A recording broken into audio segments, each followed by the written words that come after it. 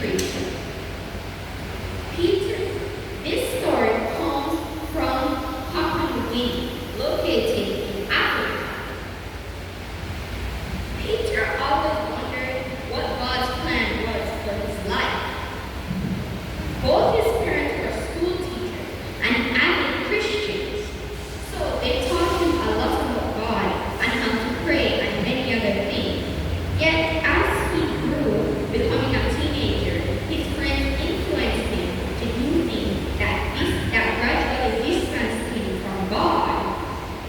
And eventually, once he reached adulthood, he continued to ask God what his plan was for his life, as God had led him to a small coastal town for the past 7 months, and he continued to ask God and wonder what his plan was.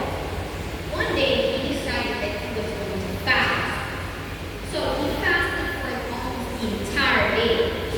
Around sunset, he saw 3 young men walking down the street, and he felt the urge to go and speak to these young men.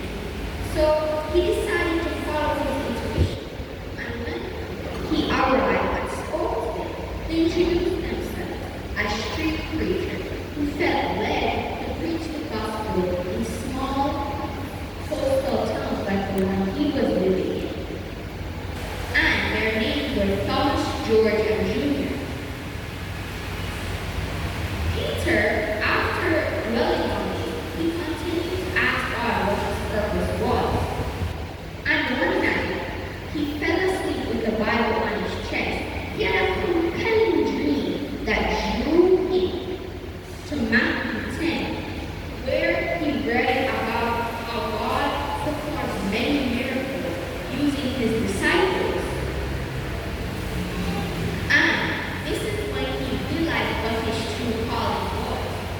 So he followed those same street preachers he met the day before. And he decided to travel with them, preaching alongside them, carrying their bags. And after he decided to depart from them, he attended a 2-month training course that taught him how to share the beliefs of the Seventh-day Adventist Church.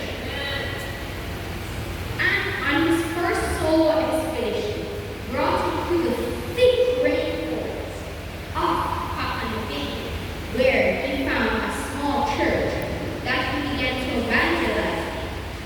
And quickly, a middle-aged looking woman went over to him and asked him if he was interested in becoming the church's pastor, because even though operating for over 25 years, they still didn't have a pastor.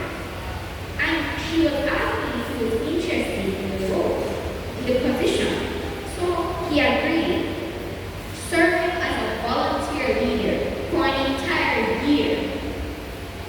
And even during that time, he continued to seek God as to what his purpose was. And after serving his time as a volunteer leader, he then realized and came to the conclusion that it was time for him to attend ministry school, specifically the Almora Adventist School of Ministry. Before he could even grasp or think about how he was going to get into the school, one day he came home and suddenly there was a church